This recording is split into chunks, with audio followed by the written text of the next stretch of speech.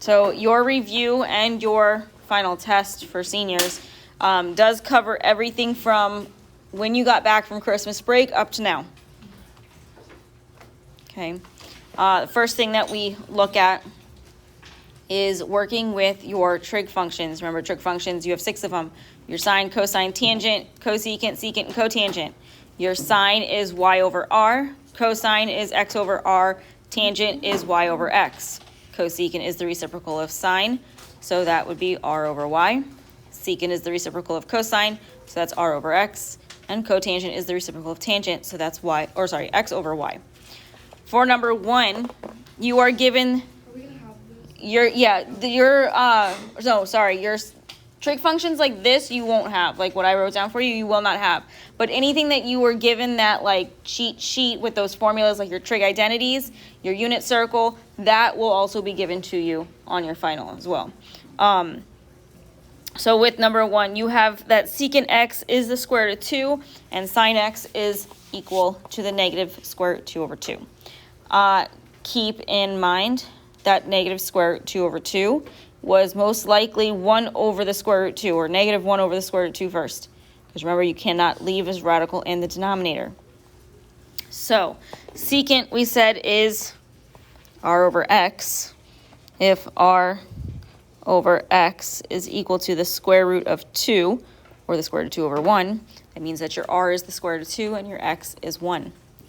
Sine x is equal to the square root of 2 over 2. If sine is y over r, that's the negative square root 2 over 2. However, that doesn't match what you have from the first. R is the square root of 2, not positive 2. So take the reciprocal kind of this, like go a step before, and this would really be negative 1 over the square root of 2. That would give you that your r is the square root of 2.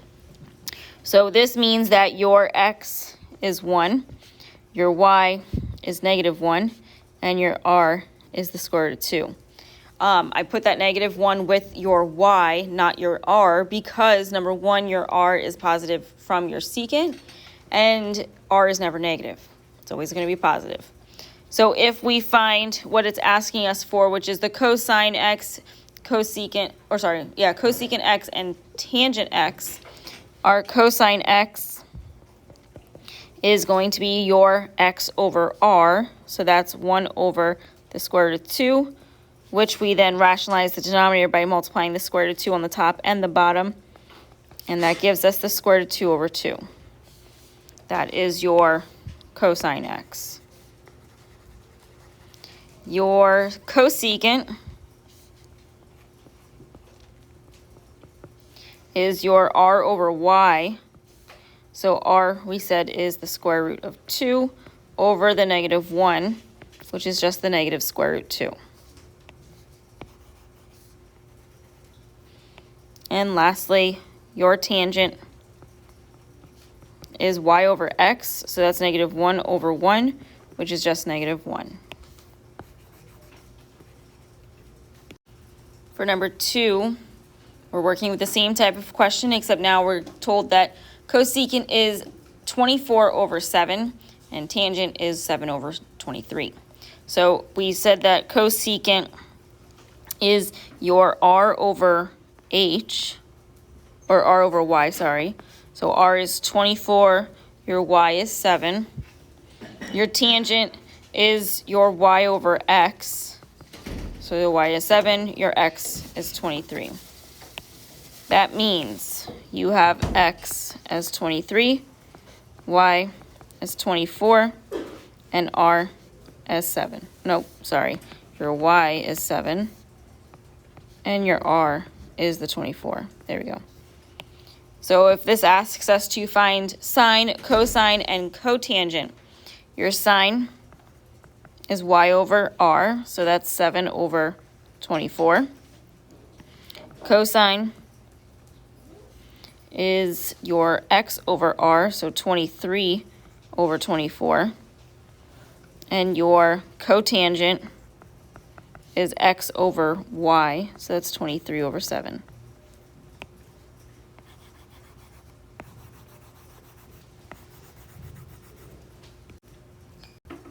For your next question, you are using your trig identities to simplify the expression. For number 3, we have cotangent theta over cosecant theta. This is like dividing. So you have the cotangent theta divided by cosecant theta. Cotangent is sine over cosine. Cosecant is 1 over sine.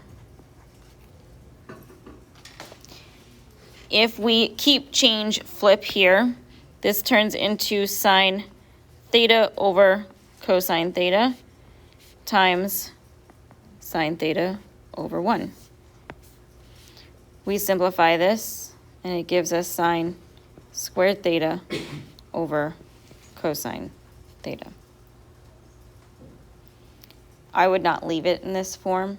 The reason why is because you do have that sine squared theta, which you can turn into terms of cosine theta, which means that all of it would be in cosine.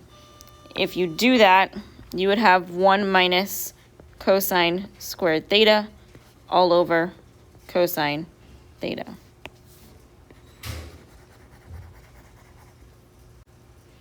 For number 4, you have cosine x plus sine x squared.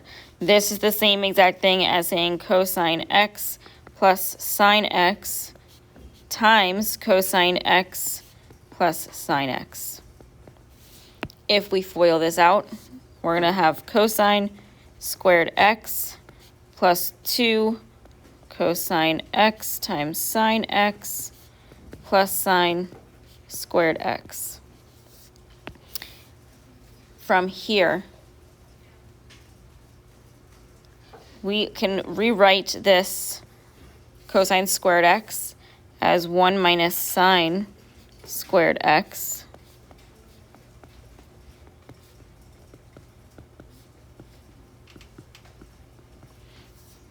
This would then cancel out your sine squared x's to where you have 1 plus 2 times cosine x times sine x. From here, you would not simplify this to be anything else because you cannot change anything into anything else. So this would be what you are left with.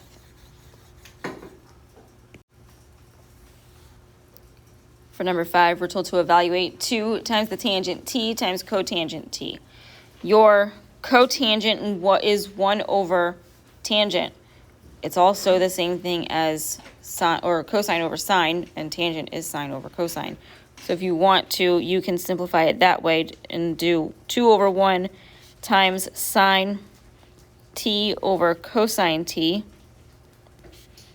times cosine t over sine t.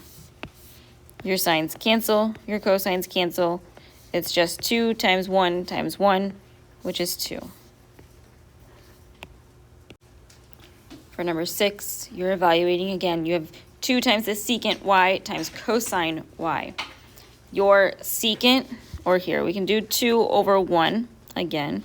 Your secant is 1 over cosine, and then your cosine is going to stay cosine. We'll put it over 1. Your cosines cancel. And then you just have, again, 2 times 1, which is 2.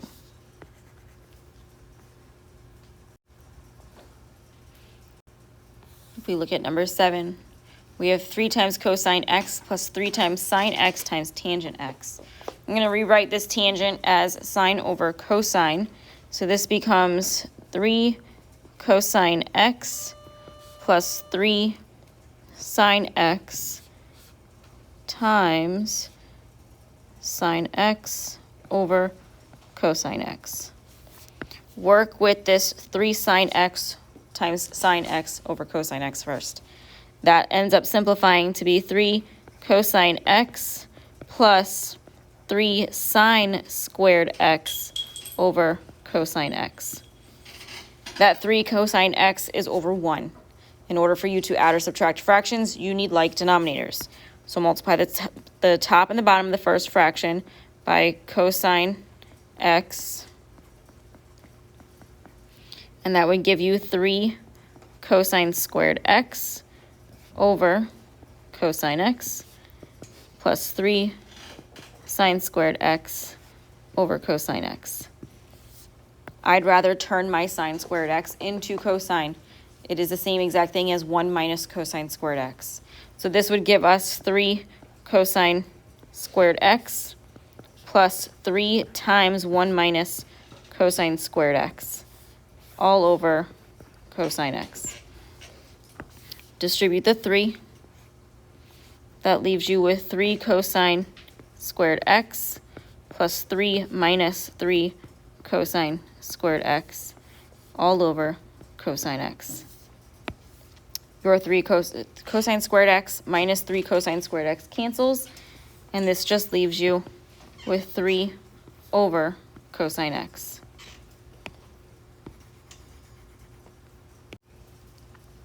For number 8, we have 1 plus sine theta times 1 minus sine theta.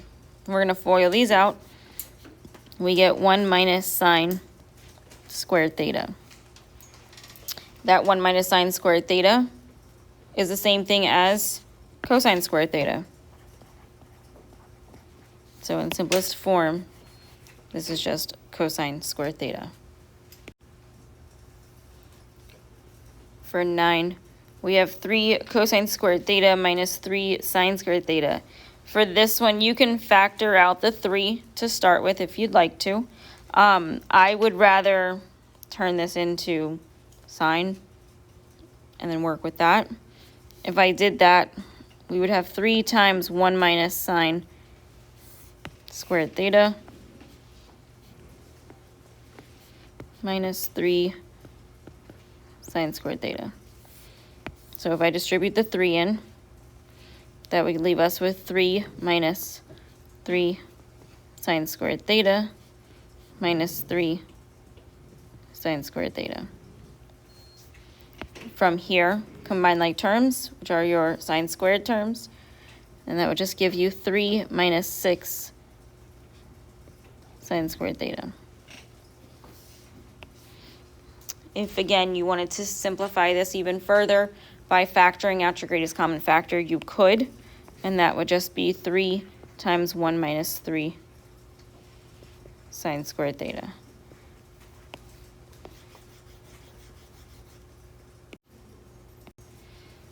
For number 10, we are given cotangent cubed t over cosecant t. Your cosecant t is in the denominator. Remember, this is division.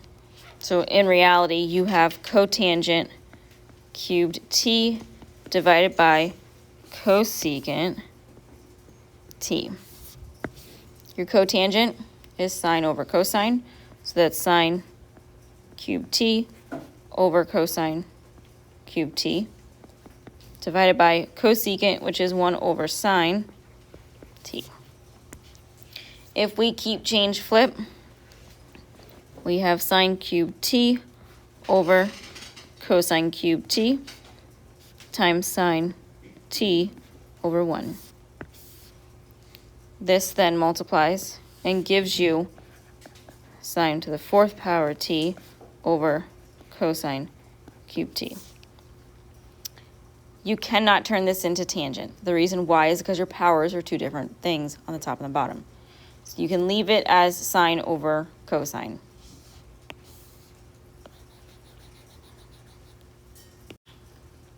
For number 11, we have 3 cotangent squared t over cosecant t. So this one is just 3 cotangent squared t divided by cosecant t. If we rewrite this, we would have 3 times cosine squared t over sine squared t divided by 1 over sine t. Keep change flip. That's 3 cosine squared t over sine squared t times sine t over 1. Your sine t is going to cancel out with one of the signs that it's diagonal from. So this just simplifies to be 3 cosine squared t all over sine.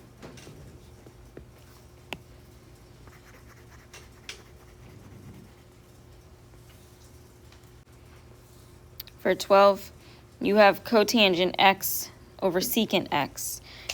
This is the same thing as saying cotangent divided by secant. Your cotangent is sine over cosine, cosine over sine.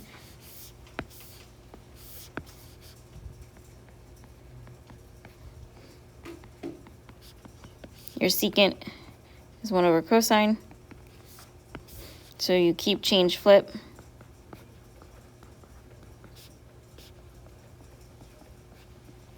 And this gives you cosine squared x over sine x. Again, if you want to change the cosine squared x into 1 minus sine squared x, you can do that also. So it would be 1 minus sine squared x all over sine x. So either one of these is fine. If we look at number 13, we have secant squared theta times tangent squared theta minus secant squared theta plus 1. Now, you're going to have to think back to your trig identities with these that have to deal with your secant and your tangent. We said before that your one that has to deal with secant and tangent is that tangent squared theta is equal to secant squared theta minus 1. So keep that in mind while you do this one. If it was me, I would turn them all into tangent. You don't have to. You could use secant, but tangent's like more simplified, I guess. So if we turn the secant into tangent, or actually here about this. Since this is already tangent squared theta, we're going to turn it into secant squared theta minus 1. So this is going to give us secant squared theta times secant squared theta minus 1 minus secant squared theta plus 1. Distribute your secant squared theta in. That gives you secant to the 4th power theta minus secant squared theta minus secant squared theta plus 1. This then simplifies to be secant to the 4th power theta minus 2 secant squared theta plus 1.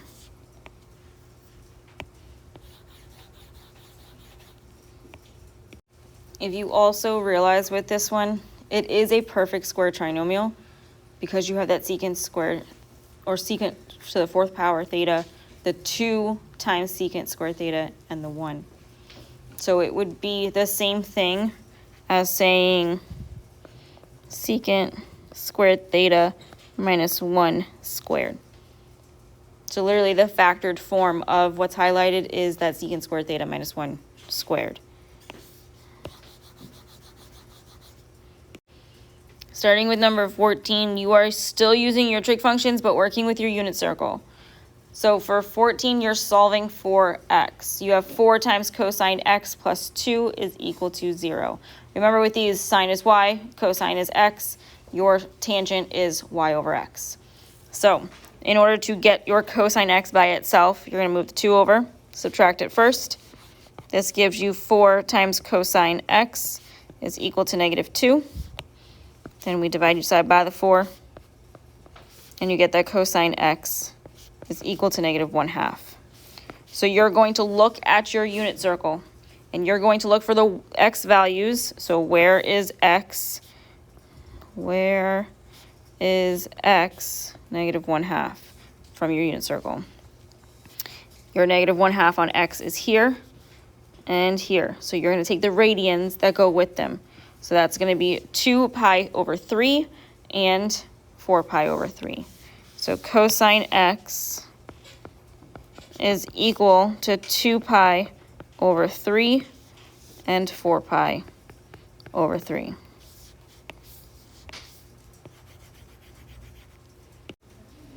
For our next one, we have 2 square root 3 times the cosecant of x minus 4 is equal to 0. We're going to start this one by moving your 4 over, add it to both sides. That gives you 2 square root 3 times the cosecant of x is equal to 4.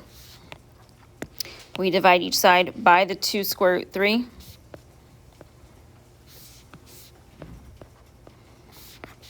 And this gives us cosecant x is equal to 2 over the square root 3. Before you rationalize your denominator, realize what you are working with. You're working with cosecant. Cosecant is the reciprocal of sine. So this is 1 over sine x is equal to 2 over the square root of 3. We don't want cosecant or 1 over sine. We want sine. So if we take the reciprocal of both sides, that means that sine x is the square root of 3 over 2. So find where is y equal to the square root of 3 over 2. If we look at our unit circle, the square root of 3 over 2 for y is here, as well as, or no, that's your x, I'm sorry, for y here and here. So you're working with the square root of, or sorry, the pi over 3 and the 2 pi over 3. So sine x is equal to pi over 3 and 2 pi over 3.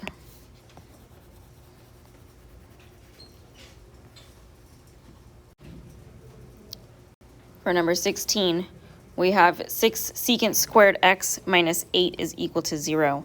We're going to move that 8 over by adding it to both sides. This gives us 6 times secant squared x is equal to 8. We divide each side by the 6, and we get secant squared x is equal to 4 over 3. Take the square root of both sides. This gives you secant x is equal to 2 over the square root of 3. Make sure the plus or minus goes in front of it. Again, look at what you're working with. You're working with secant, not terms of sine, cosine, or tangent. So take the reciprocal of whatever secant is, and that gives you your radical up top in that fraction. So you don't have to rationalize that denominator. Secant is 1 over cosine. So if we take the reciprocal of both sides, you're going to work with cosine x is equal to plus or minus the square root of 3 over 2. Cosine is your x, where is x equal to plus or minus the square root of 3 over 2. Square root of 3 over 2 is here. Negative square root of 3 over 2 is here, here, and here. So you are working with the pi over 6, 5 pi over 6, 7 pi over 6, and 11 pi over 6. So cosine x is equal to pi over 6, 5 pi over 6, 7 pi over 6, and 11 pi over 6.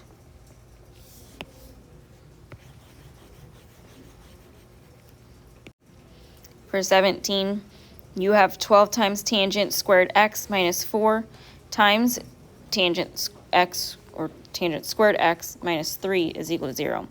This is factored for you practically, so separate it from its factored form. This will be 12 times tangent squared x minus 4 is equal to 0, and tangent squared x minus 3 is equal to 0. You can factor the 12 tangent squared x minus 4 is equal to 0 because it is got a greatest common factor of 4. So factor that out. That leaves you with 4 times 3 tangent squared x minus 1 is equal to 0. You do not need the 4 because it does divide out, and it just leaves you with 3 tangent squared x minus 1 is equal to 0. Move your 1 over, add it to both sides. That leaves you with 3 times tangent squared x is equal to 1. Divide each side by the 3. That leaves you with tangent squared x is equal to 1/3. You don't want tangent squared, you want tangent. So take the square root of both sides, and you then have tangent x is equal to plus or minus 1 over the square root of 3. Rationalize your denominator because you are working with tangent, not the reciprocal. And that gives you that tangent x is equal to plus or minus the square root of 3 over 3. If you remember when we did this lesson, the square root of 3 over 3 for tangent was your 30 degrees. The 1 was the 45, and the square root of 3 was their 60. So keep that in mind. You still have to work with the tangent squared x minus 3 is equal to 0. So you're going to move the 3 over, adding it to both sides. That leaves you with tangent squared x is equal to 3. Take the square root of both sides to get tangent, not tangent squared. And you have tangent x is equal to plus or minus the square root of 3. So where is tangent x equal to the plus or minus the square root of 3 over 3? At pi over 3, oh no, sorry, not that one. The pi over 6, 5 pi over 6, 7 pi over 6, and 11 pi over 6. So your tangent x for this one is going to be pi over 6, 5 pi over 6, 7 pi over 6, and 11 pi over 6. For your plus or minus the square root of 3, you're working with pi over 3, 2 pi over 3, 4 pi over 3, and 5 pi over 3. So all of those, all 8 of them are your answers.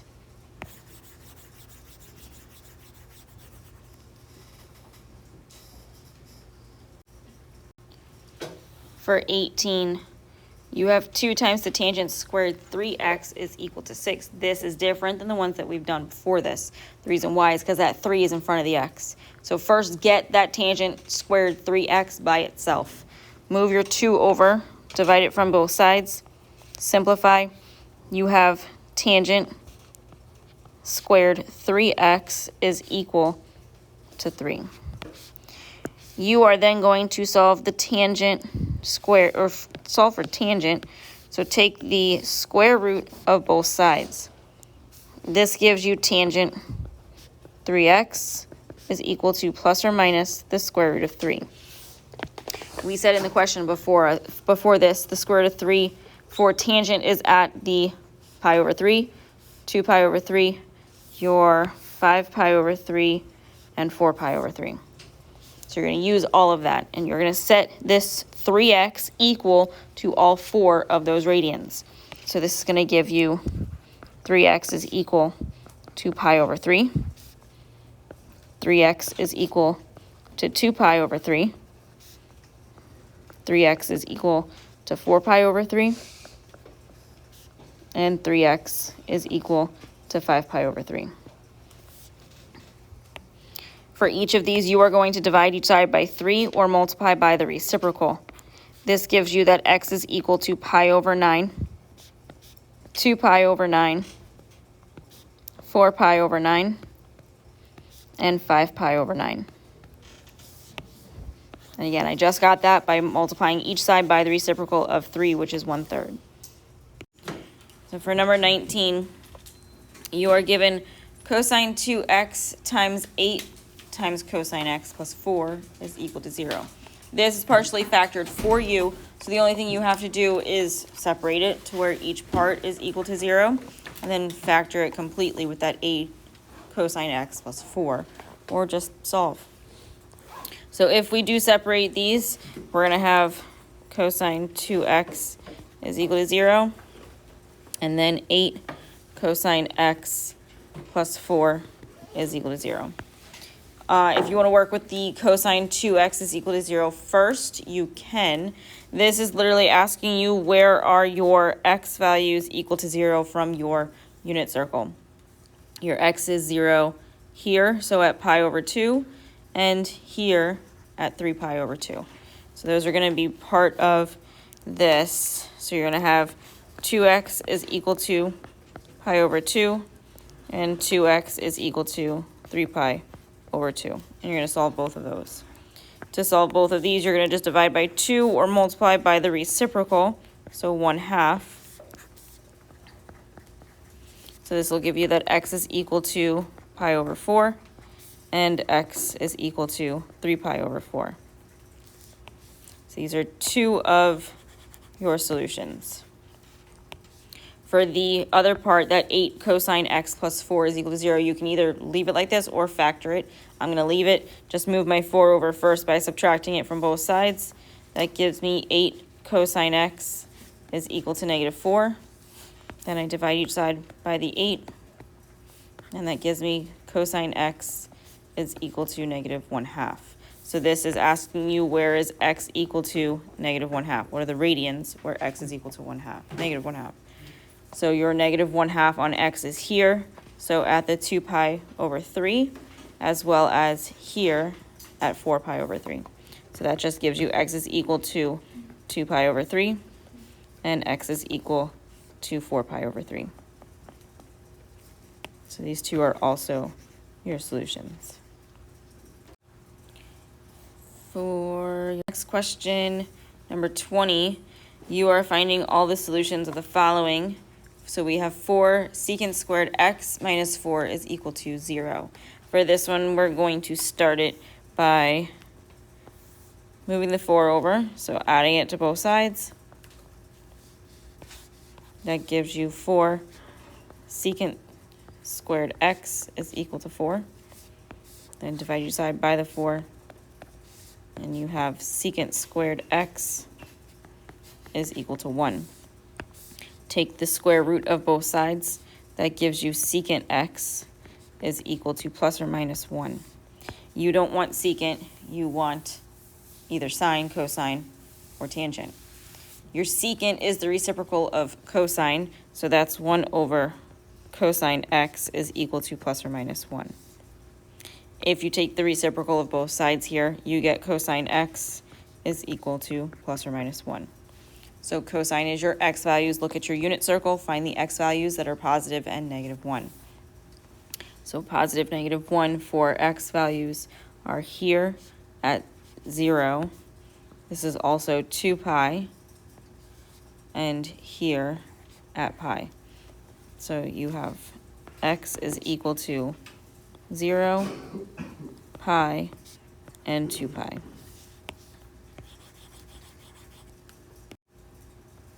For number 21, you're given cosine pi over 6 times cosine pi over 7 minus sine of pi over 6 times sine of pi over 7. If you remember your adding and your subtraction of your cosine and sine,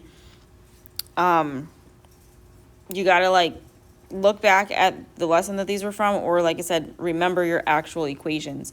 You want to look to see which one is similar to this. So cosine times cosine minus sine times sine. Because it starts with cosine times cosine, it's going to be one of your addition or subtraction of cosines. Your sine in the middle is the opposite of what you're actually taking. So if you look, the one that matches what you have is the top one here, which is the addition of cosine. So this means that you would be taking the cosine of pi over 6 plus pi over 7. Add these. In order to add them, you need like denominators. That gives you a least common denominator of 42. So that's 7 pi over 42 plus 6 pi over 42. We add these, and we just have the cosine of 13 pi over 42. The 13 pi over 42 does not simplify, and there are no radians that add up to this. If you are unsure of that, remember you can always turn it into a degree. If you wanted to turn it into a degree, that 13 pi over 42 would multiply by 180 over pi. You can simplify this before you multiply. The 42 and the 180 are both divisible by 2. That would give you 21 and 90. These are both divisible by 3. The 21 would be 7, and the 90 would be 30. So technically you're doing 13 times 30, which is 390 over 7. If you divided 390 by 7, that gives you 55.714, so on and so on. It is not one of your degrees on your unit circle, and it's not one that 2 of those degrees can add up to. So you would leave it as this. For 22, you have the expression sine 65 degrees times cosine 20 degrees plus cosine 65 degrees times sine 20. Because it's sine times cosine that starts it, it's one of your addition or subtraction with sine. The sign that's between the two parts here is the same sign that your equation is going to have. So either it's addition of sine or subtraction of sine. Since this is addition, it's going to be addition of sine. So this matches the top here. So that means that we're going to take the sine of 65 plus 20. 65 plus 20 gives us 85, so that's the sine of 85 degrees. Look at your unit circle. Do any degree measurements on your unit circle add or subtract to be 85 degrees? So since there are no degree measurements that add up or subtract to be that 85 degrees, we're going to leave it as just the sine of 85 degrees. For 23, we have cosine 100 degrees times cosine 50 degrees minus sine 100 degrees times sine 50 degrees. For this one, you have cosine times cosine, so it's going to be an addition or subtraction of cosine. Sign in between is subtraction. To take the opposite, it's addition of cosine. So that means you would have the cosine of 100 plus 50. 100 plus 50 is the cosine of 150 degrees. So look at the two measurements that add up to be 150, or the exact measurement that is 150 degrees. If you look at your unit circle, you do have 150 degrees on there. So the cosine, the x value on 150 degrees is negative square root 3 over 2.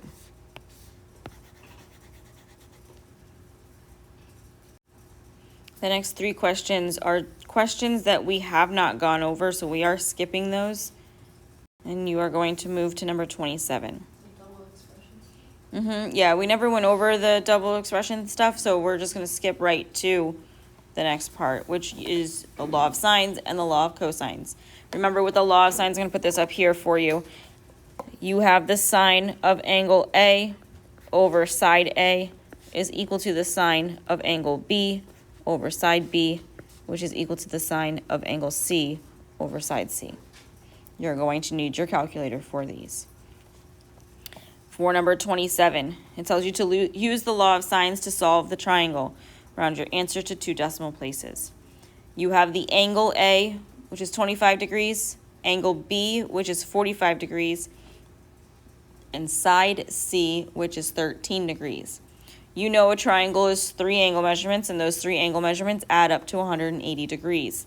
So to find angle C, it's just going to be 180 minus the sum of the 2 angle measurements that you have already, which is the 25 and the 45. Yeah, you're going to need your calculators for your test. Okay, so that 25 plus 45 gives you 70, so that's 180 minus 70 degrees, so 110. So angle C is 110 degrees. So now you have all of your angle measurements. To find one of the side lengths that you're missing, either side A or side B, use, if you're going to do A, sine A over A is equal to sine C over C, because you have both the angle measurement and side length for C. Use that with this.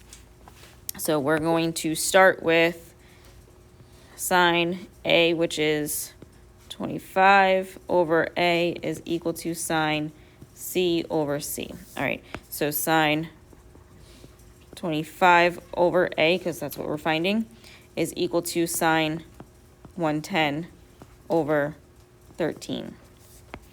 Cross multiply. That gives you A times sine 110 is equal to 13 sine 25. Divide each side by the sine 110. Use your calculator. Round to 2 decimal places.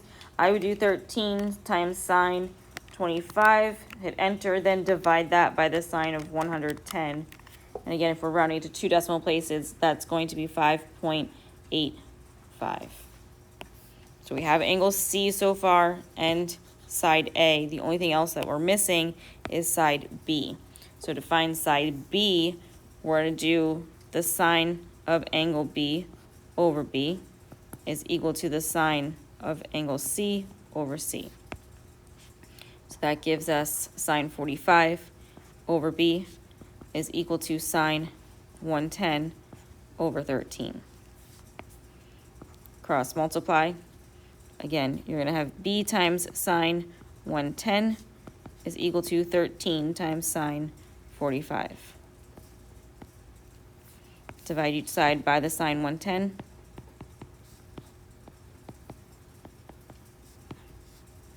Round your answer to 2 decimal places.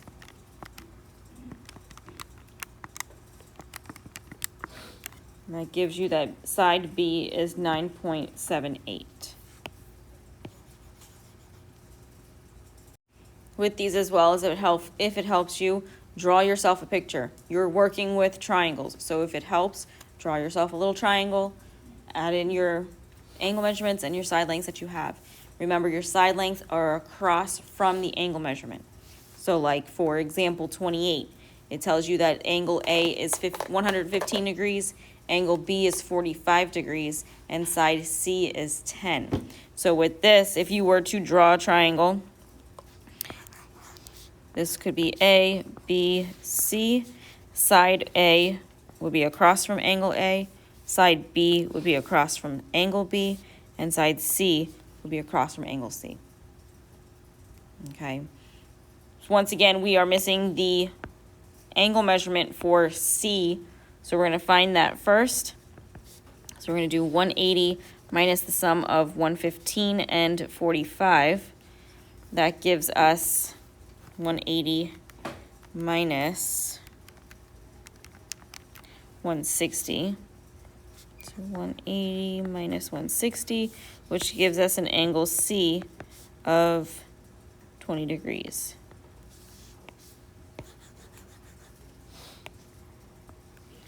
To find one of your missing side lengths, if we use A first, we can do sine A over A is equal to the 2 that we have already is C, so sine C over C.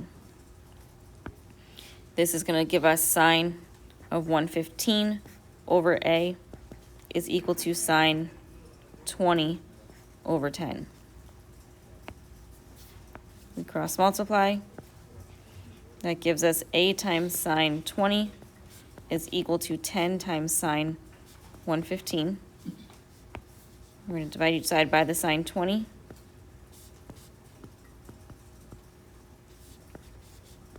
Round to 2 decimal places. So 10 times the sine of 115 divided by sine of 20 gives us 26.50.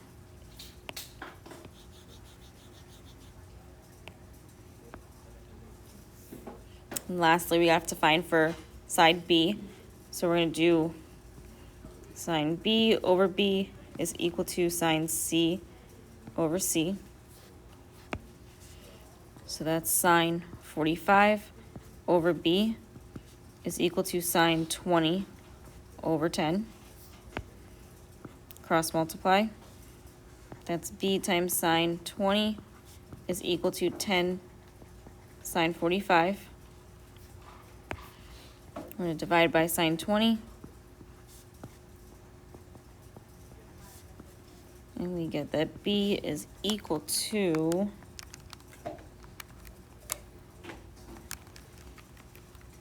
20.67.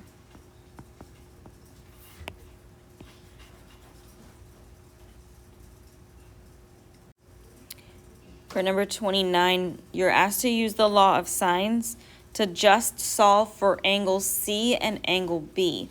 told to round your answer to 2 decimal places. So we are given angle A, which is 60 degrees, side A, which is 27, and side C, which is 30. So if we're going to find angle C first, because we're given the side length for C. So this is going to work, or we're going to work with sine A over A is equal to sine C over C. Plug in your values. You have sine 60 over 27 is equal to sine C over 30. Cross multiply. That gives you 27 times sine C is equal to 30 sine 60. We're going to divide each side by 27. That gives us sine C is equal to 30 times sine 60 all over 27. You want angle C, not sine C. So in your calculator, in order to find sine C, you are going to hit that inverse sine of 30 sine 60 over 27. So you plug this all in.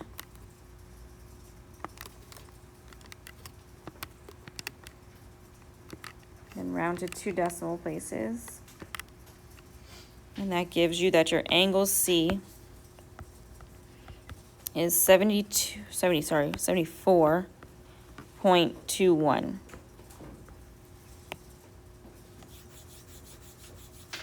And then again, if you remember from the 2 questions before this, in order to find your missing side or missing angle measurement out of a triangle when you have 2, you're going to take 180 minus the 2 angle measurements that you have. So angle A, which is 60 degrees, and angle C, which is 74.21. So that 60 plus 74.21 gives us 134.21.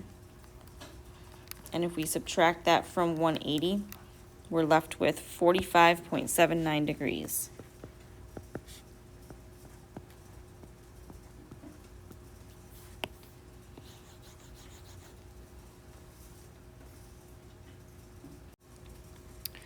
For your next question, it tells us use law of sines to solve the triangle. So with these, we're finding all of the side lengths, all of the angle measurements, still rounding to 2 decimal places.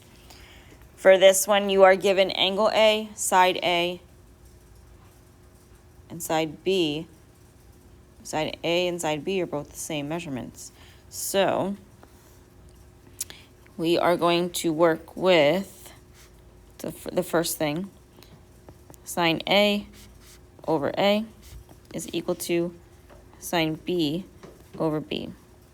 If your angle measurements are the same, or sorry, if your side measurements are the same, your angle measurements are the same as well.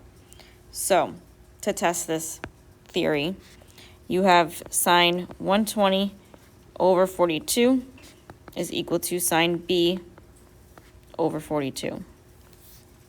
If you cross multiply, you're going to have sine B is equal to 42 times sine B is equal to 42 times sine 120. If we divide each side by the 42 and solve for angle B, you are going to use the inverse sine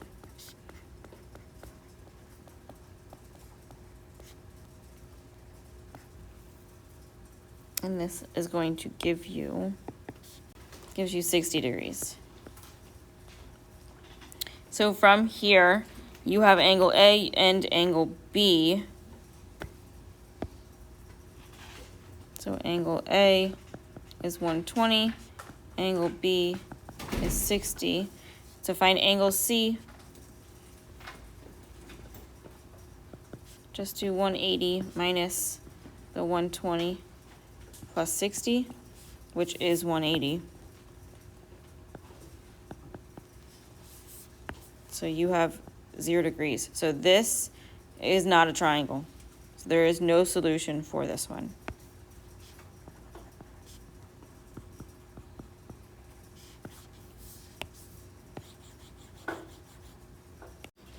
Number 31, it asks you to find the area of the triangle with the angle measurement C of 118 degrees, side length A and side length B as 6 degrees, or 6. When you do this, you are going to use the formula. In this case, it's going to be A times B times the sine of angle C all over 2. That formula will be given to you on your exam. So if we plug this stuff in, we're going to have 6 times 6, which is 36, times the sine of 118 all over 2. So if we use our calculator, 36 times sine 118, 36 times sine 118 divided by 2 gives us an area of 15.89 units squared.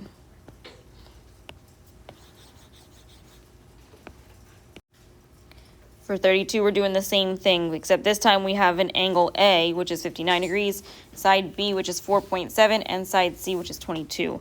So again, we're going to use the formula of your two side lengths. So this case, B times C times the sine of the angle measurement that you're given. In this case, it's A divided by 2. So that's going to give us 4.7 times 22 times the sine of 59 degrees all over 2. So we're going to do 4.7 times 22 times the sine of 59, all divided by 2 in our calculators, and we get the area, if we round it to 2 decimal places, is 44.32 units squared.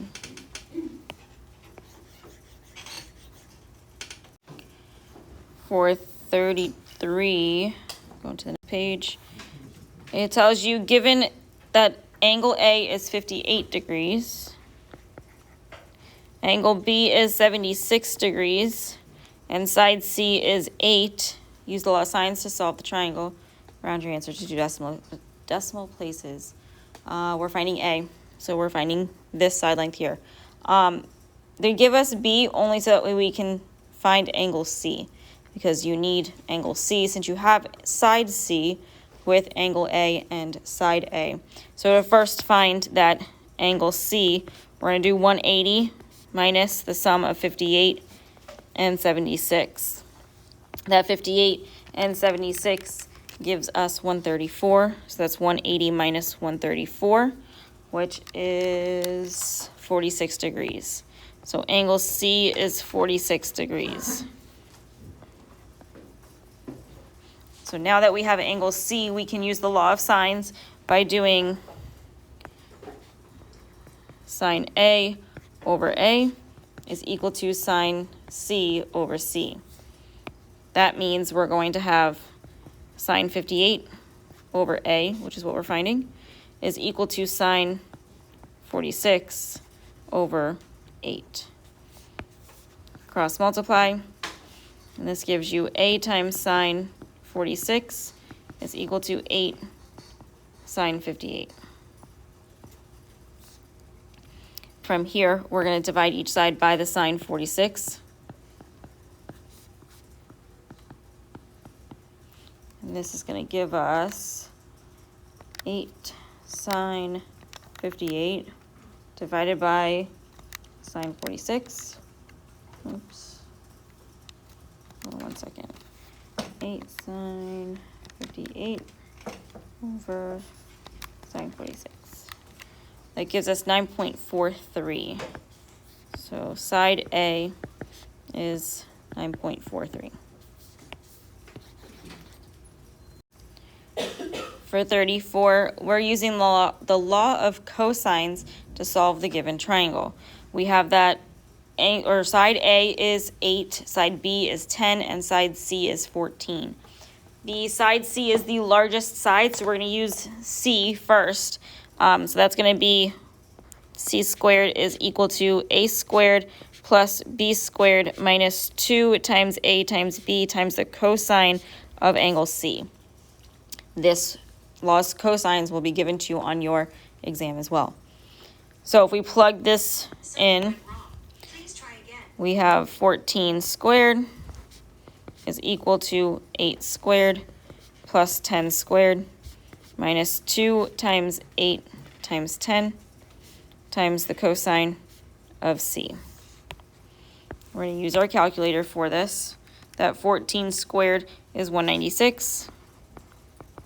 The 8 squared is 64, plus 100, which is 10 squared, is 164. Minus 2 times 8 is 16, times 10 is 160, times the cosine C. Remember, you cannot subtract the 164 and the 160 because that 160 is attached to the cosine C. So move the 164 over, subtracting it from both sides. This gives you 32 is equal to negative 160 times the cosine C. We're going to divide each side by the negative 160. This gives you cosine C. Let's bring this up here. Cosine C is equal to negative 32 over 160. You want C, angle C. So then find the inverse cosine of this fraction and use your calculator. So the inverse of cosine of negative 32 over 160, rounded to 2 decimal places, gives us the angle C at 101.54 degrees. So that's angle C. Let's do it this way. Angle C.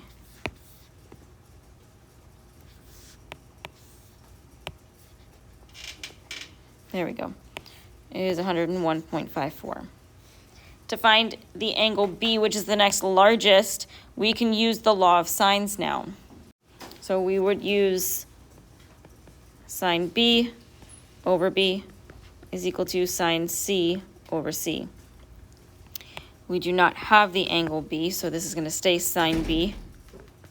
Side B is 10 is equal to sine C, which we have the angle 101.54 over side C, which is 14. Cross multiply. This gives you 14 times sine B is equal to 10 times sine 101.54. From here, you are going to divide each side by the 14. So you are going to do angle B is equal to the inverse sine of 10 times sine 101.54 over 14. So you use your calculator for this. The inverse sine, 10 times sine 101.54 all over 14 gives you 44.42. So angle B is 44.42 degrees. So the only one that you have left to find now is angle A, which you can find by doing 180 minus the sum of 101.54 and 44.42. So 180 minus these two gives you 34.04. So angle A is 34.04 degrees. For 35, you're doing the same thing. You have A is equal to 11, B is equal to 15, C is equal to 21. You are finding angle A, angle B, and angle C. Starting with the largest side length, you have which you have is C. You're going to use the formula that we used on the one before this, so that C squared is equal to A squared plus B squared minus 2 times A times B times the cosine of C. That's going to give you 21 squared is equal to 11 squared plus 15 squared minus 2 times 11 times 15 times the cosine of C. Simplifying this, that 21 squared is 441. That 11 squared plus 15 squared gives us 346. The 2 times 11 times 15 gives us 330, or negative 330, times the cosine C. From here, we're going to move the 346 over by subtracting it from both sides.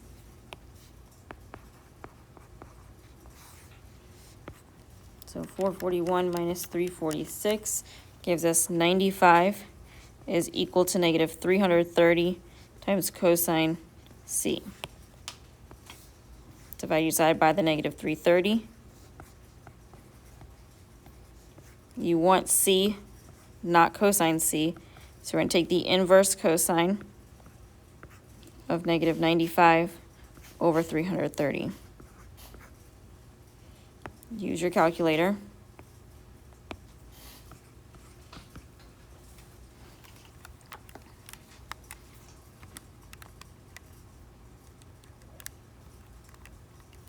And this gives you 106.73. And this is an angle measurement, so that's degrees. To find your next largest side, or next largest angle, you're going to go with the next largest side length, so side B, and do the sine of B over B is equal to the sine of C over C. So this is going to give you sine B over 15 is equal to sine 106.73 over 21. We cross multiply. This gives us 21 times sine B is equal to 15 sine 106.73. We're going to divide each side by the 21 to get sine B by itself. We're also going to do the inverse sine of the 15 sine 106.73 over 21. So we're going to use our calculator. Inverse sine of 15 times sine 106.73 divided by 21 gives us 43.16.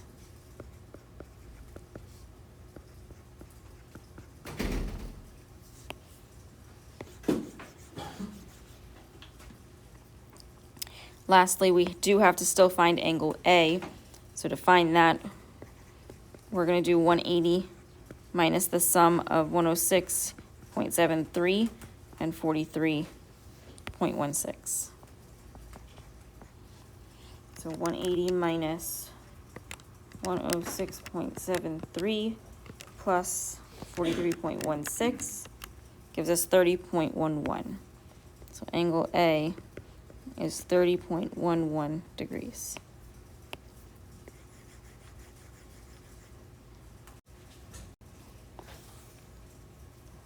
For number 36, you're determining whether the law of sines or law of cosines is needed to solve the triangle. Then you're solving the triangle and rounding your answer to 2 decimal places.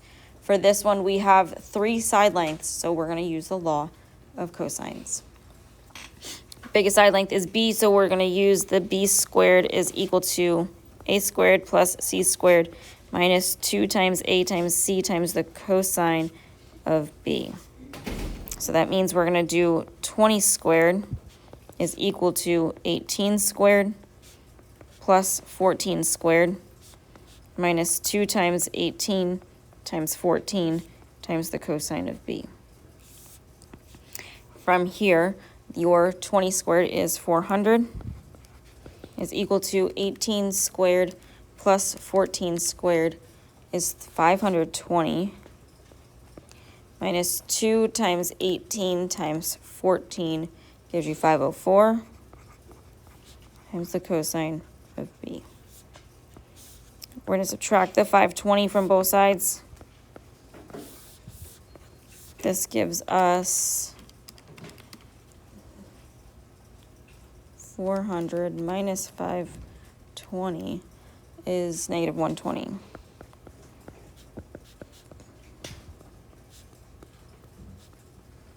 We're going to divide each side by the negative 504. And we're going to do the angle B is equal to the inverse cosine of 120 divided by 504. So using your calculator, 20 over 504 gives us 76.23.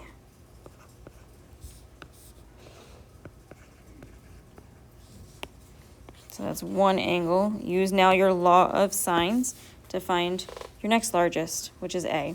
So we're going to do sine A over 18 is equal to sine 76.23 over 20. Cross multiply. That gives you 20 times sine A is equal to 18 sine 76.23. Divide each side by the 20. Take the inverse sine of this. So you're going to do the inverse sine of 18. Let's do it this way instead. 18 sine 76.23 over 20. And that gives you 60.94. So the only thing that you have left to find is angle C, which is 180 minus 60.94 plus 76.23.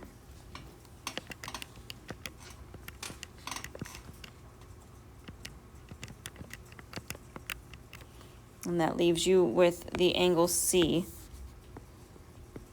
as 42.83 degrees.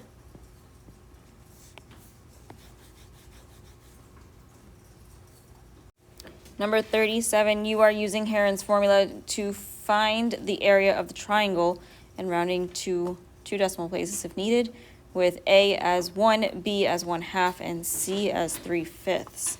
So, a couple things you need here. First is S. S is equal to A plus B plus C all divided by 2. And then the area formula for this is going to give you the square root of A times A minus, S.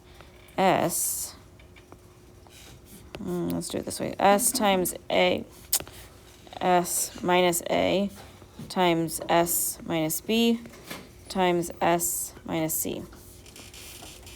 So again, this will be given to you on your exam as well. If we first find S, we are going to do 1 plus 1/2 plus 3/5 all divided by 2. So the 1 plus 1/2 plus 3/5 is equal to 21 over 10. And if we divide that by 2, that's 21 over 20.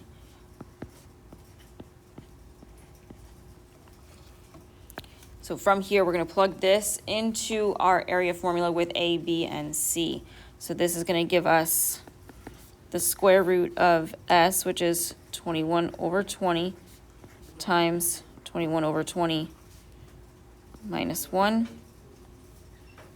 times 21 over 20 minus 1/2 times 21 over 20 minus 3/5. Make sure that when you go to add or subtract these fractions, you have like denominators. This is going to then simplify and give you the square root of 21 over 20 times 21 over 20 minus 1,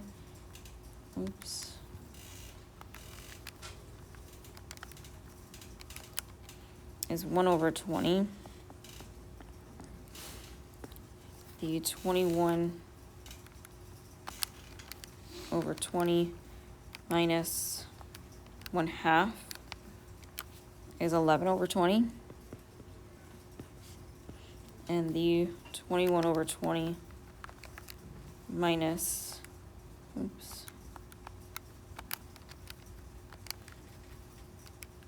3 over 5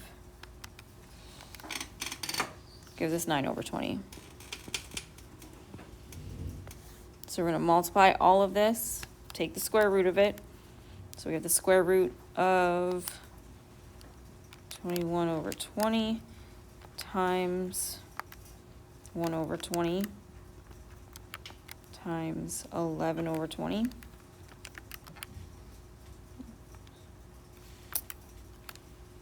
times 9 over 20. So we have 0.1139 whatever. We're rounding to 2 decimal places. So that gives us 0.11. And again, that's units squared.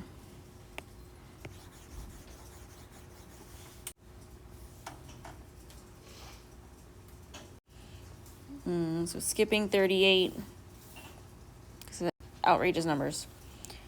Looking at 39, it tells you that you are given A is 9, so this is 9, B is 6, and C is 10. We're using the law of cosines to solve the triangle for the value A, rounding to 2 decimal places. So you're finding A. If you're finding A and you're using the law of cosines, you want to use A squared is equal to B squared plus C squared minus 2 times B times C times the cosine of angle A, which means you are going to have 9 squared is equal to 6 squared plus 10 squared minus 2 times 6 times 10 times the cosine of A. So this goes up here.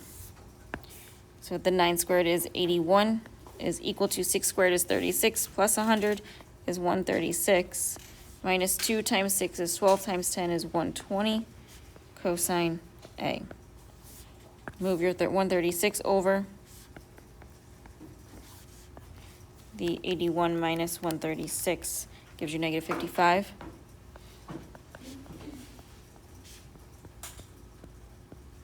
You are going to divide each side by that negative 120. So this gives you cosine A is equal to 55 over 120. Find the inverse cosine, because you want A of 55 over 120. Your inverse cosine of 55 over 120 gives you 62.72 degrees.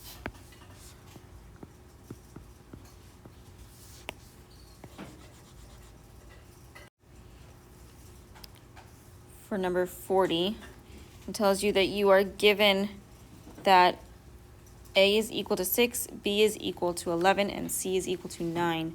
Use the law of cosines to solve for the angle measurement A. So again, you're going to use the same formula that you did before on the question before this. You're going to have 6 squared is equal to 11 squared plus 9 squared minus 2 times 11 times 9 times the cosine of A. This gives you 36 is equal to 121 plus 81, which is 202, minus 2 times 11 times 9 gives you 198 cosine A. Move your 202 over, subtracting it from each side. The 36 minus 202 is negative 166.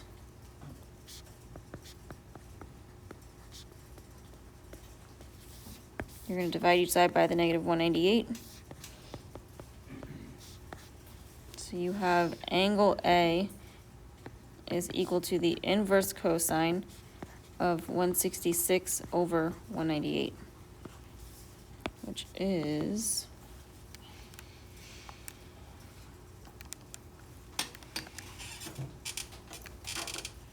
33.03 degrees.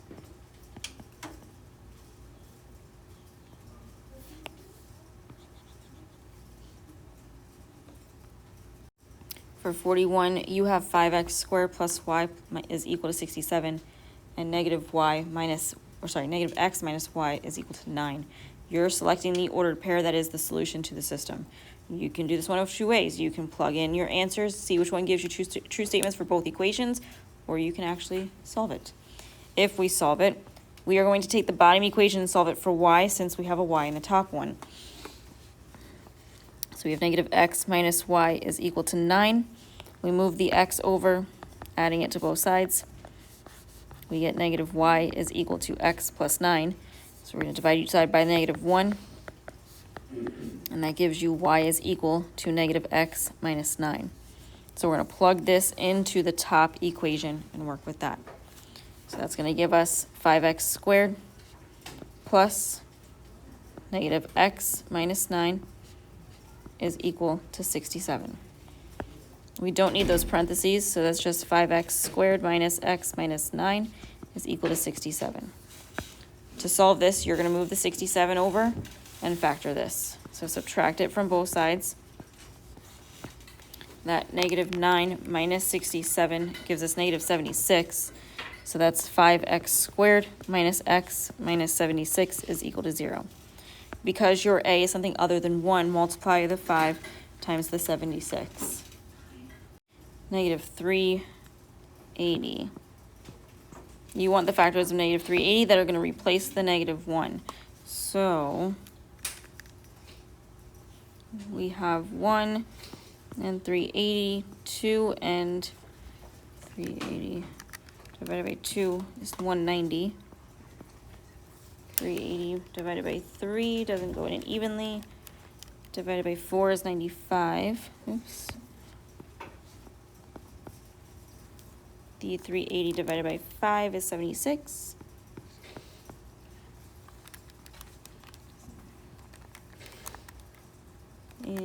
Let's see. No, 9 does not go in evenly. 380 or 38 and 10. 380 divided by 11 doesn't work. Divided by 12 doesn't work. 13 does not work. 14 does not work. 15 does not. 16 does not. 17 does not. 18 does not. 19 and 20, there we go. So if the 20 is negative and the 19 is positive, that gives you the negative 1. So this is going to get rewritten as 5x squared plus 19x minus 20x minus 76 is equal to 0. Factor this by grouping. Factor out an x here. Factor out a negative, let me see if 4 goes into it. Yes, 4, a negative 4. So this gives you x times 5x squared plus 19 minus 4 times 5x squared, or sorry, 5x. This is just an x. So 5x plus 19. This means that you're going to have 5x plus 19 times x minus 4 is equal to 0. Set them both equal to 0 and solve them. And you get that x is negative 19 over 5, and x is 4. From here, you're going to plug these in and find for y.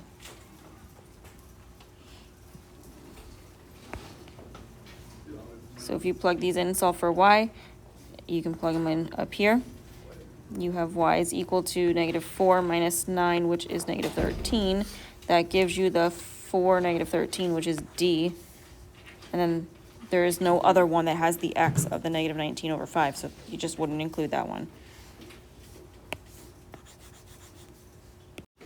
For 42, we are solving the system 2x minus y plus 4 is equal to 0, and 4x plus y minus 19 is equal to 0. You could rewrite these or start right off the bat with these. I would start because my y's cancel, and that would give me 6x minus 15 is equal to 0. From here, we can just add the 15 over. And that gives you 6x is equal to 15. Divide each side by the 6. And you get that x is 5 over 2. Plug this into one of the originals and then solve for y. I would use the bottom one only because y is positive there, so that would give me 4 times 5 over 2 plus y minus 19 is equal to 0. This 4 times 5 over 2 does simplify to just be 2 times 5, which is 10, plus y minus 19 is equal to 0. You can combine like terms here to get y minus 9 is equal to 0. Move your 9 over by adding it to both sides, and you get that y is 9. So if you put this into an ordered pair, you have 5 over 2 comma 9 for your solution. Remember, with these also, you can check them by plugging them in and seeing if they work out. If they give you true statements for both of your equations, then it's definitely a solution. For 43, we have 1.7x plus 0.6y plus 11.5 and 0.3x minus 0.2y is equal to 0.5. I'm going to get rid of my decimals first, so I'm going to multiply each of these by 10, just so that way I don't have to work with the decimals. This leaves me with 17x plus 6y is equal to 115, and 3x minus 2y is equal to 5. I'm going to multiply the bottom by 3 in order for my y's to cancel, so the top is not going to change. It's going to stay the 17x plus 6y is equal to 115. The bottom, however, turns into 9x minus 6y is equal to 15. We're going to add these. Your y's are going to cancel. So this gives you 17 plus 9, which is 26x, is equal to 130. Your 130 divided by 26 gives you 5. So x is 5.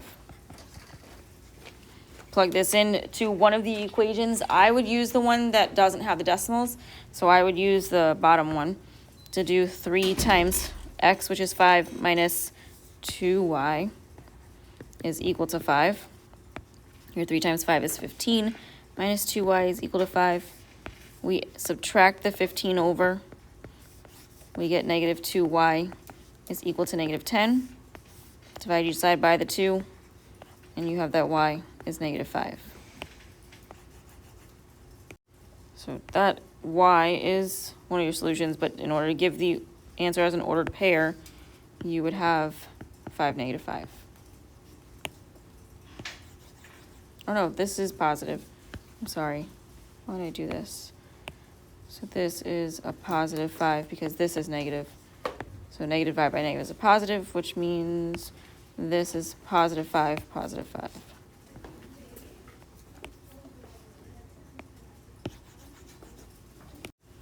For 44, you have 6x plus 5y is equal to negative 5, and negative x minus 5 over 6y is equal to negative 4. I'm going to multiply the bottom equation by 6, so my x's cancel. That's going to give me 6x plus 5y is equal to negative 5, and negative 6x minus 5y is equal to negative 24. This all simplifies or adds to give you 0 is equal to negative 29. This is not a true statement, so we have no solution for this one.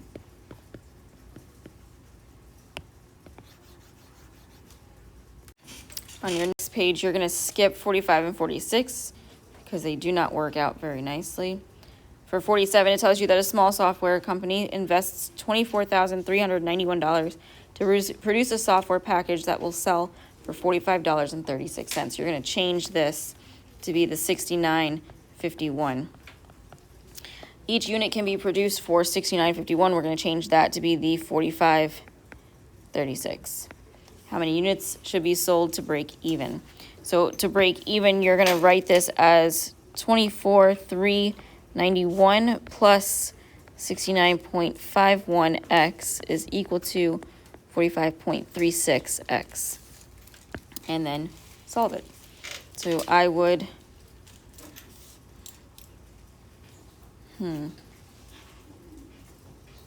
this should be switched, I'm sorry.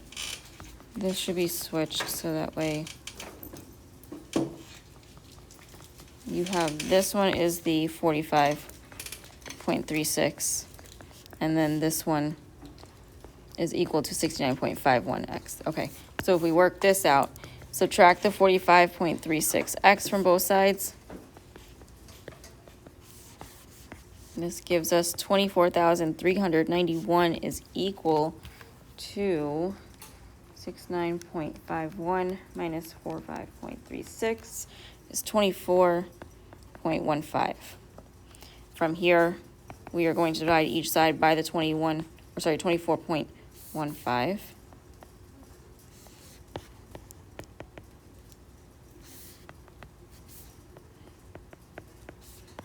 And this gives you x is equal to 391 divided by 24.15 is 1,009.97, so that's like 1,010.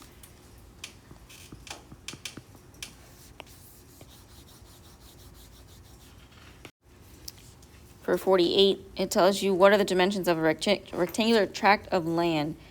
If the perimeter is 50 kilometers, remember perimeter is your 2 times your length plus 2 times your width. And its area, the length times the width, is 144 square kilometers. So if we solve this for either your length or your width first, I would use the top equation.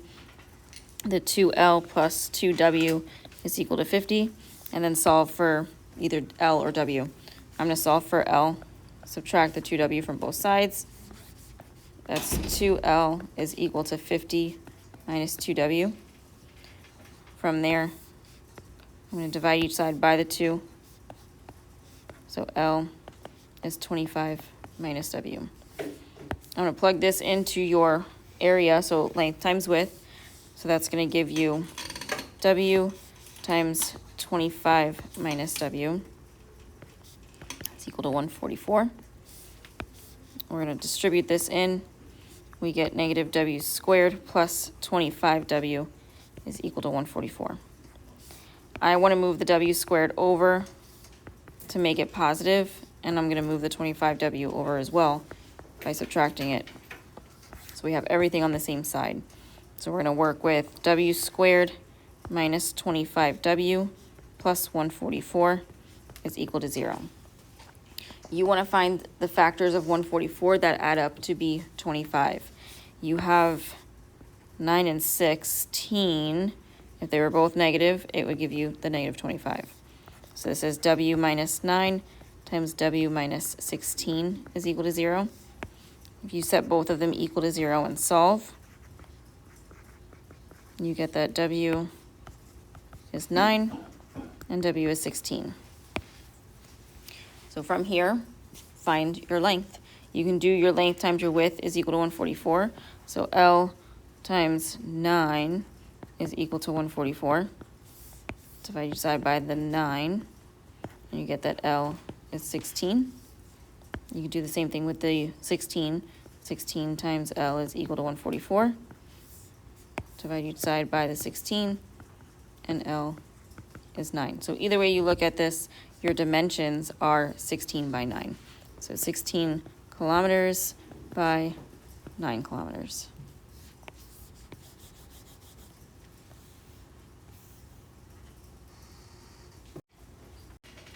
For 49, it tells you where the dimensions of an isosceles right triangle with a 4-inch hypotenuse and an area of 4 square inches.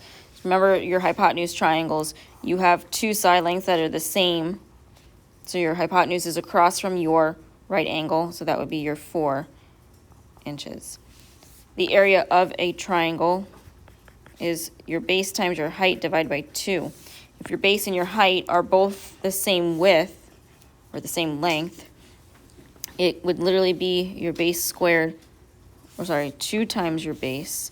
2 times your base divided by 2 is your area. So if area is 4, that's 4 is equal to 2b over 2. Multiply each side by the 2. This gives you 8 is equal to 2b. So from there, divide each side by the 2. No, it is b squared. I'm sorry. B times b.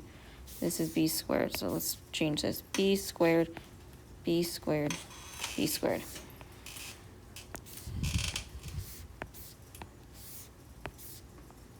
So you're going to have to take the square root of both sides here. So b is equal to 2 square root 2. So that is your height as well. It asks you for the dimensions. So you have your one side length that is the 2 square root 2. The other side length that is the same. And then your hypotenuse, that's the 4 inches.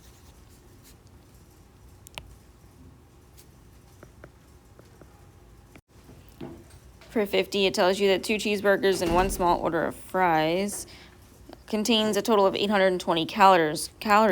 You're going to do your cheeseburgers as X and your fries as Y. So this is going to give us, from this sentence alone, 2x plus y is equal to 820. Then it tells you 3 cheeseburgers, so that's 3x, and 2 fries, that's 2y, is equal to 1350. So we're going to solve for both x and y here.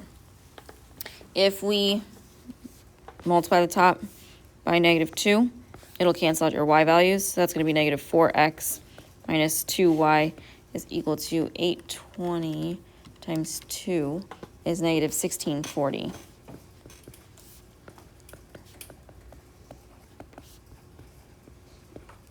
We're going to add these. Since our y values will cancel, it leaves us with negative x is equal to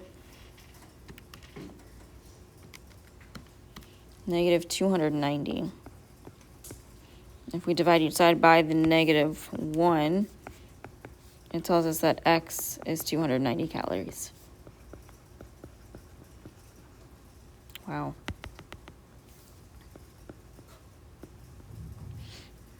If we then solve for y, we can take that, plug it into one of the equations. I'd use the top one. So 2 times 290 plus y is equal to 820.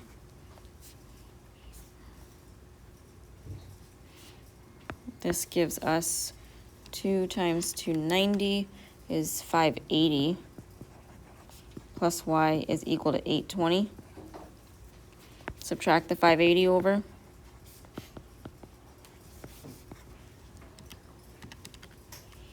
And it gives us that y is 240 calories.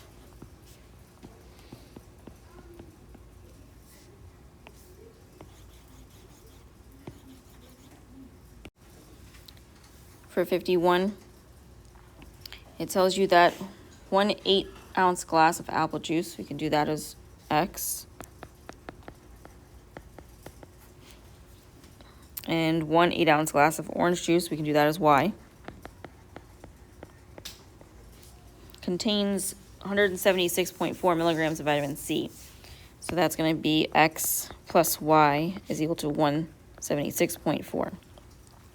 Then it gives you another instance where 2 8-ounce glasses of apple juice, so that's 2x, plus 3 of the orange, that's 3y, is going to contain 436.7 milligrams. So we're going to solve for both of these. Top one, I'm going to multiply by -2. That gives us negative 2x minus 2y is equal to negative 352.8. The bottom's not going to change. We are going to add these. Your x's cancel. We have y left over. And the negative 352.8 plus 436.7 gives us 83.9 milligrams. So that's one. You still got to solve for the apple. So plug that into one of the originals and then solve for x. So that's going to give us x plus 83.9 is equal to 176.4. Subtract that 83.9 from that 176.4.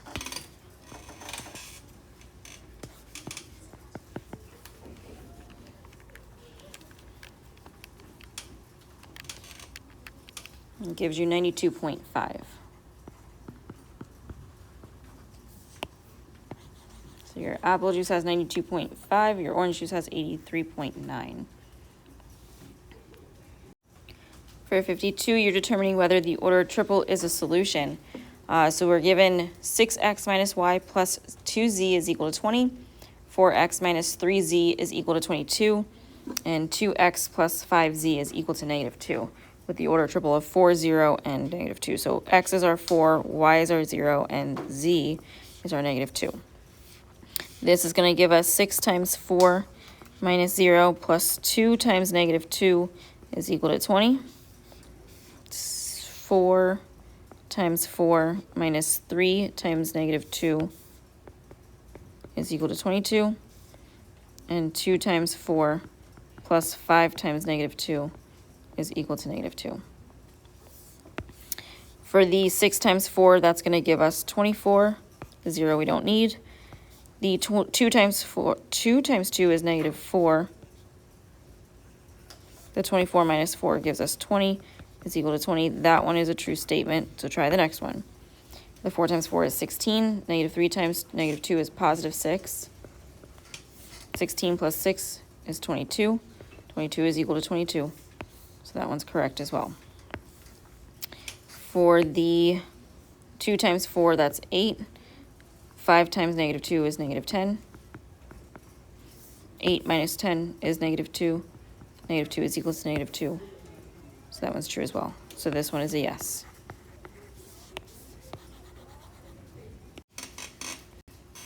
For our next one, we are given the order triple 1/2, negative 3/4, and negative 7/4. You are given the three equations of 4x plus y minus z is equal to 0. Negative 8x minus 6y plus z is equal to negative 7/4. And 3x minus y is equal to negative 9/4. We're going to plug in each of these into each of these equations. So for the first one, you have 4 times 1/2 plus negative 3/4 minus negative 7/4 is equal to 0. Your double negatives turn into positives. 4 times 1/2 is 2 minus 3/4 plus 7/4 gives you 2 plus 4 over 4, which is 2 plus 1. 2 plus 1 is 3. 3 is not equal to 0, so this one is a no. For number 54, you're using back substitution in order to solve this. You have 4x minus 3y minus 3z is 21. 6y minus 5z is equal to 12. Z is equal to negative 6. Plug the negative 6 in for z. That's 6y minus 5 times negative 6 is equal to 12. That simplifies to 6y plus 30 is equal to 12. Subtract the 30 over. That's 6y is equal to 12 minus 30 is 18, or negative 18. Divide each side by the 6, and you have that y is negative 3.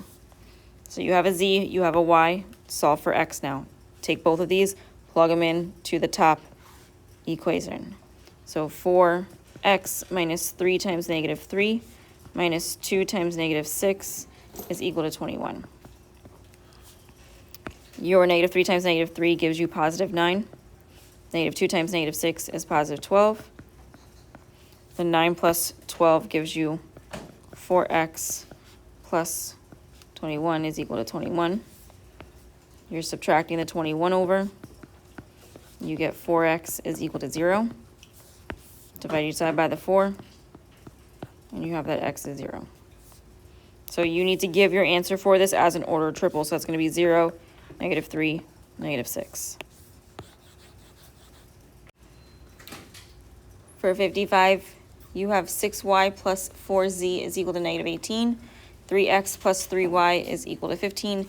2x minus 3z is equal to 16. If we, let's use the 6y and the bottom one. No, yep. Are we going to do that? Yeah, let's do that.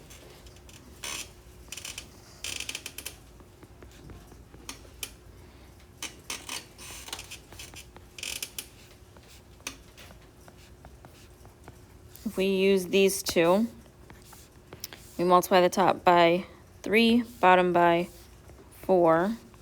This is going to give us 0x plus 18y plus 12z is equal to negative 18 times 3 is negative 54. And then 8x plus 0y minus 12z is equal to 16 times 4, which is 64. Combine these, you're going to have 8x plus 18y is equal to 10. You can then use that with the middle equation because you have an x and a y there. So use that with the 3x plus 3y is equal to 15. Multiply the bottom by negative 6 to cancel out those y's. That's going to give you 8x plus 18y is equal to 10. And negative 18x minus 18y is equal to, 6 times 15. 6 times 15 is negative 90. So from here, your y's are going to cancel. You're going to have negative 10x is equal to negative 80. We would divide this by the negative 10 and get that x is positive 8. There we go. If we use this in the 3x plus 3y is equal to 15, we're going to have 3 times 8 plus 3y is equal to 15. The 3 times 8 is 24, plus 3y is equal to 15. Subtract the 24 over. You have 3y is equal to 15 minus 24 is negative 9. So divide each side by the 3. There we go. And y is negative 3. Solve for z now. I would use the bottom one. So 2 times 8 minus 3z is equal to 16. That gives you 16 minus 3z is equal to 16. Subtract the 16 over. That's negative 3z is equal to 0. Divide each side by the negative 3. And z is 0.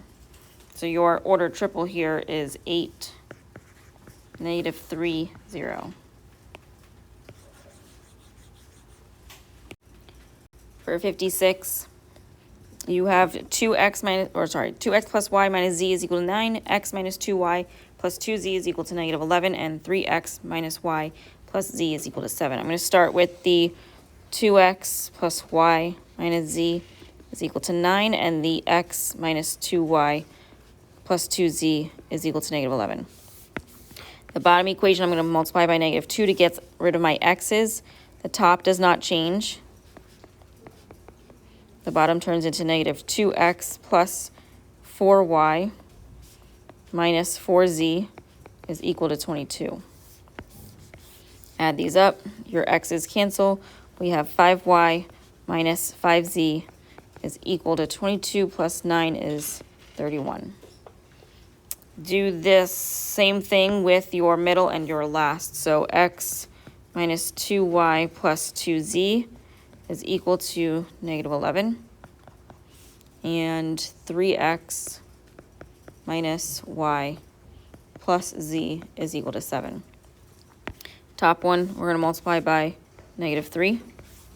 So that's negative 3x plus 6y minus 6z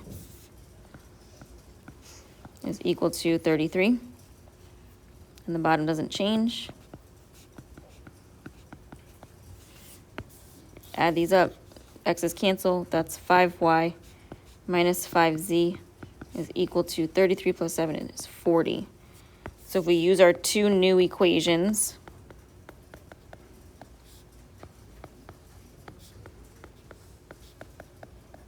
you'll realize that when you subtract these or add the opposites, these both cancel. To get 0 is equal to 31 minus 40, which is negative 9.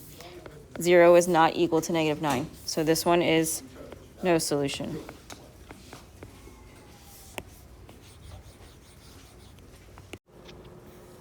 For number 57, we're given x plus y plus z is equal to 5, x plus 9y plus 3z is equal to 17, and negative 6y plus z is equal to negative 24. For this one, we're going to start, let's do the first two. So the first two, we have x plus y plus z is equal to 5, x plus 9y plus 3z is equal to 17. If we subtract the bottom from the top, that x is going to become negative, the y is going to become negative, the z is going to become negative, and the 17 is negative. So your x's cancel. We are left with negative 8y minus 2z is equal to negative 12. We then can use this with the negative 6y plus z is equal to negative 24. Multiply that bottom one by 2 to cancel out your z's. The top's going to stay. The bottom is going to become negative 12y plus 2z is equal to negative 48. Add these. So you have negative 20y is equal to negative 60.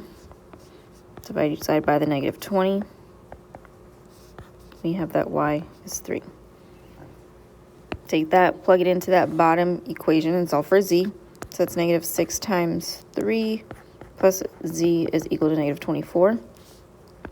That gives you negative 18 plus z is equal to negative 24. Add your 18 over. So z is equal to negative 24 plus 18 gives us negative 6. So from here, find x now. So it's going to give you x plus 3 plus negative 6 is equal to 5. Your 3 plus negative 6 gives you x minus 3 is equal to 5. We move the 3 over by adding it to both sides, and we get that x is 8. So as your order triple, that's 8, 3, negative 6.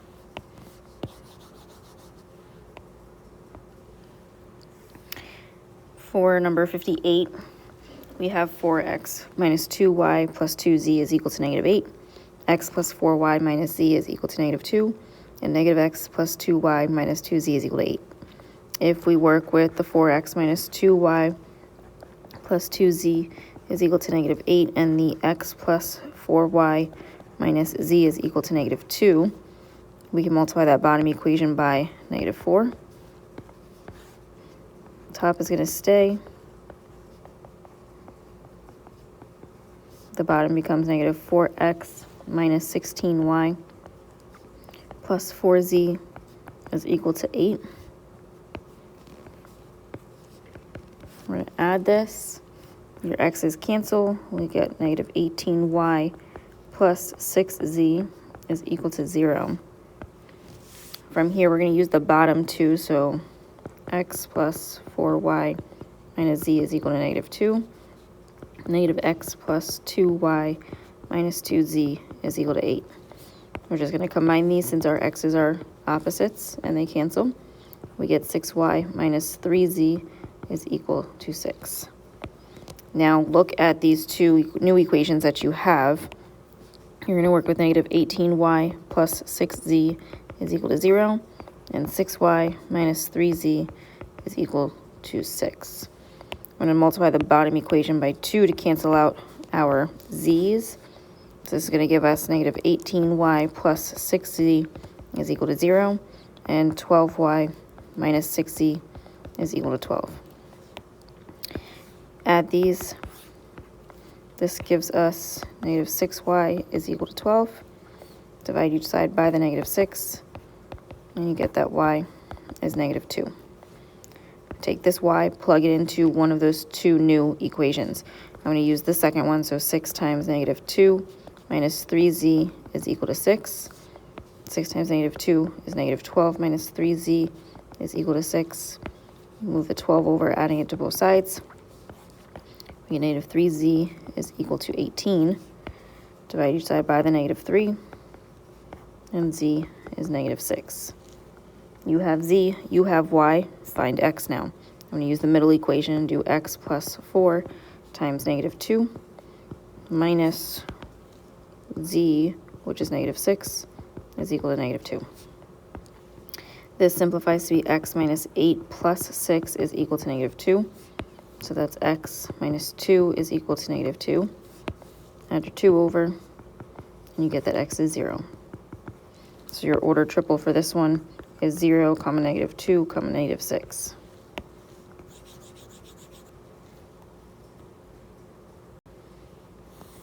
For 59, we are writing the form of the partial fraction decomposition and solving these. So this one, our denominator is already factored for us, so that's just going to give us a over x plus b over x minus 8. From here, we're going to get rid of those fractions, and you're going to have a times x minus 8 plus b times x is equal to your numerator, which is 3x minus 1. If you solved both of these denominators, you get that x is equal to 0 and x minus 8 is equal to 0. So you move the 8 over, add it to both sides, and get that x is 8. So if we start with the 0, this is going to give us a times 0 minus 8 plus b times 0 is equal to 3 times 0 minus 1. So the 0 minus 8 gives us negative 8a. The b times 0 cancels. 3 times 0 is 0. This is equal to negative 1. Divide the negative 8 over, and a is 1/8. If we use x is equal to 8, this is going to give us a times 8 minus 8 plus b times 8 is equal to 3 times 8 minus 1. The 8 minus 8 cancels out, so a cancels out. This is going to give us 8b is equal to 24 plus, or 24 minus 1 is just 23. Divide each side by the 8, and you get that b is 23 over 8. Plug your a and your b into this part here.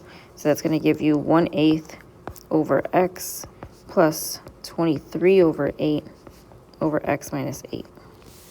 You cannot leave a fraction within a fraction, so simplify this. This becomes 1 over 8 times x plus 23 over 8 times x minus 8.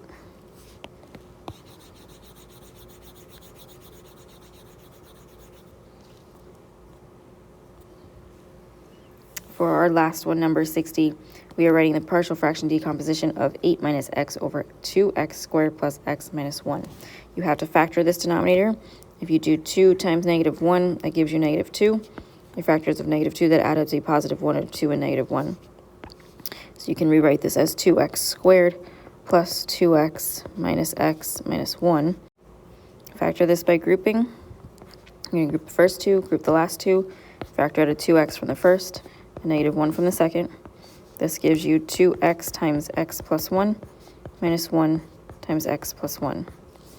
So then this fully factors to be x plus 1 over 2x, or sorry, times 2x minus 1, which means you're going to have an a over x plus 1 and a b over 2x minus 1.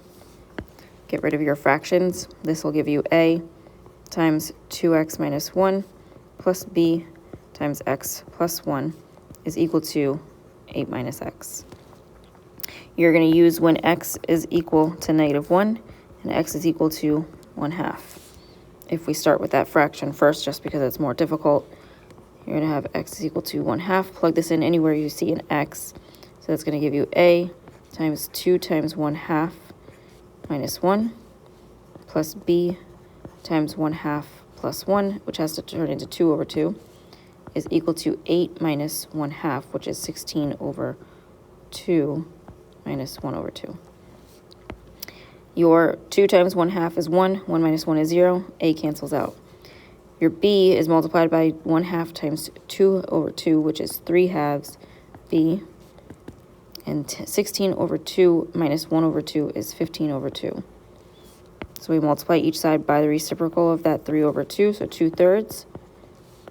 This gives us that b is 5.